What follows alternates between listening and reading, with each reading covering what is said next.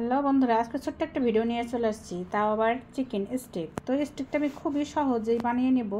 তো দেখতে থাকেন, আপনারাও পারবেন, খুবই ইজি বানানো। তো এই স্টিকগুলোকে, চিকেন স্টিকগুলোকে আমি, বুকের পিসগুলোকে আমি সুন্দর করে একদম কেচে কেচে নিয়েছি কাঁটা চামচ দিয়ে। তারপরে একটু আদা রসুন হালকা করে, তারপরে দিয়ে দিয়েছি সয়া সস, লবণটা একটু কম দিতে হবে যেহেতু সয়া সসে লবণ আছে। তো এগুলো দিয়ে একটু মাখিয়ে এটাকে রেখে দেবো। এটাকে আমি একটু রেস্টে রাখলে ভিতরে একদম যাবে লবণ টবণ। আর এটা দিয়ে দিয়েছি একটু গোলমরিচ, হালকা তেল, ব্যাস।